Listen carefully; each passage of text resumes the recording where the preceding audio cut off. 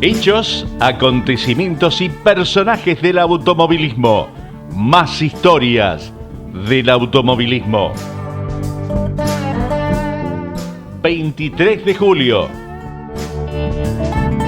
Año 1939, el TC corría por rutas de Santiago del Estero y teniendo a Añatuya como epicentro, la competencia recorría 536 kilómetros. El joven Daniel Musso lograba el triunfo. La competencia era organizada por el Club Atlético Talleres Central Norte y cuyo recorrido hacia el norte arrancaba en Añatuya para seguir por Suncho Corral y Quimilí, con retorno al punto de partida y volviendo después hacia el sur por Colonia Dora, Pinto y Bandera, antes de regresar definitivamente a Añatuya. Ganaba Daniel Musso, segundo Rodolfo Rinaldi y tercero Alejandro Charpín. Año 1941, firman el contrato para comenzar a fabricar el Jeep Willys.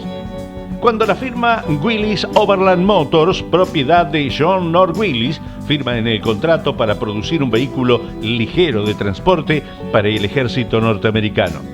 Así nacía el Jeep, del que se produjeron más de 600.000 unidades durante la Segunda Guerra Mundial.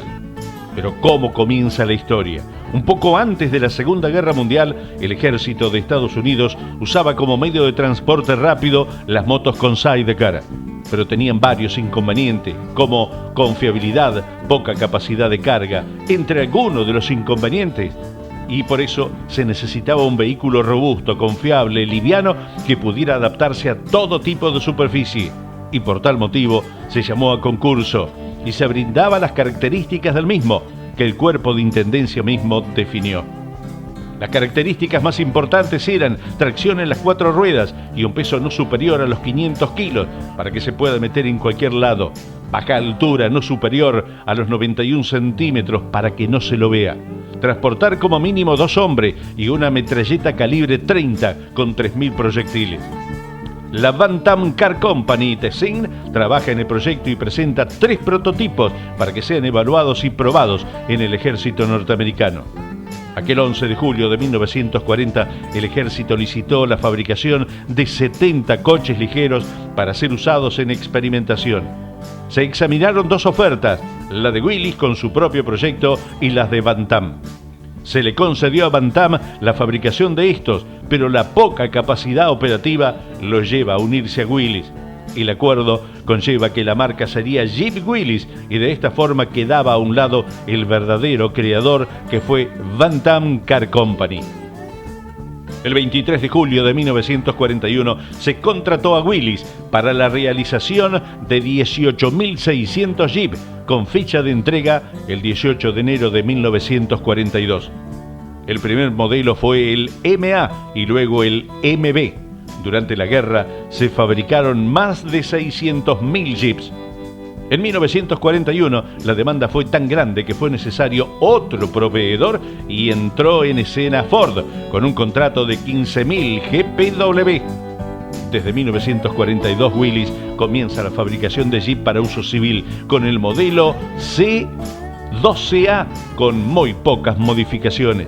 Se incorpora la puerta trasera al estilo de las camionetas, nuevos faros más grandes y sin esconder se modifica la parrilla delantera y se rediseñan los faros traseros.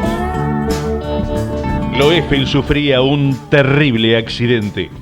La Mecánica Nacional y Fuerza Limitada se presentaba en Río Cuarto. En aquella competencia, un terrible accidente le cambiaba la vida a Carlos Walter Loeffel cuando su auto volcó y quedó aprisionada su pierna por el mismo. Un torniquete improvisado por Juan Zampa con un pullover le salvaba la vida a tío Fritz, quien sufrió heridas tales que derivaron en la amputación de su pierna izquierda. Después de mucho pelear, Loeffel se reponía personal y deportivamente y volvía a correr, amparado por el decreto presidencial 10.150.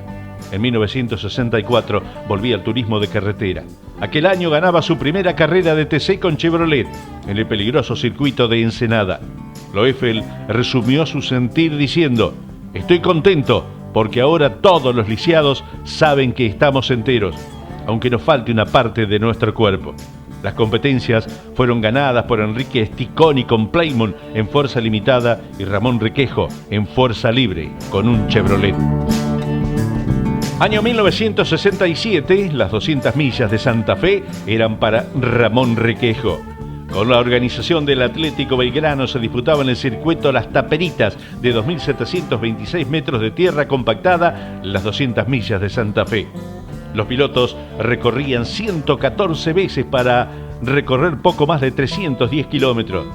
Si alguien mira el clasificador, seguramente pensaría que Requejo ganaba porque no quedó nadie en pista. Sin embargo, la realidad dice que 7 pilotos vieron la bandera a cuadro, que 6 pilotos fueron líderes de la competencia: Vicente Chipolati, Domingo Di Santo, Omar Almeida, Rolando Sotro, Omar Mora Cubertino y Ramón Requejo. La tragedia estuvo presente en esta competencia cuando el piloto Valerio Beta, representante de Sunchales, perdía la vida víctima de un ataque cardíaco cuando peleaba por los primeros lugares. Ganaba Ramón Requejo, segundo Rolando Sotro, tercero Anselmo Taberna. Año 1972. La vuelta de salto de aquel año era para Héctor Pirín Gradasi. Hubo de todo un poco para conformar parcialmente a todo. De entrada, Carlos Marinkovic por momentos hizo pensar que esta vez junto a Gradasi reeditarían lo de Pergamino.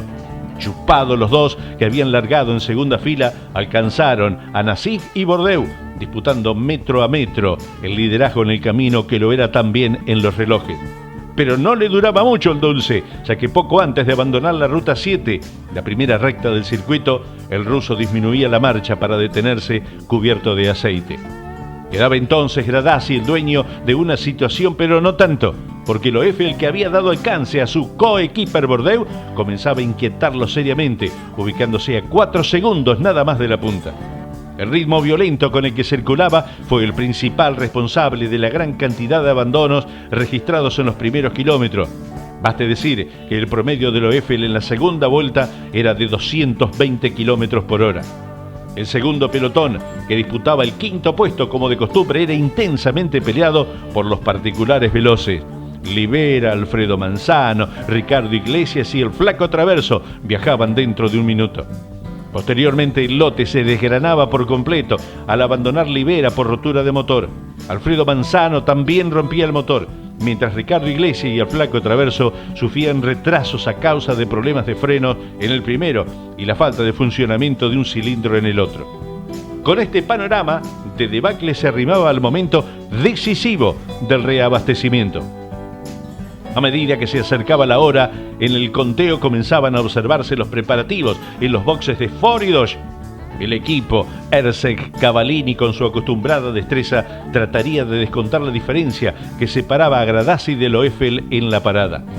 Llegaba el momento y aparecieron en el fondo de la recta los dos autos separados por escasos metros. Y aquí se definió efectivamente la carrera. Loeffel, en su afán de no perder una décima, se tiró a cortar bien adentro, antes de la entrada a los abastecimientos. Y ante la mirada absorta de toda la gente de Dodge, no le alcanzó el frenado y se pasó unos 15 metros. Situación que obviamente aprovechaba Pirín para mandarse antes que él adentro de los boxes.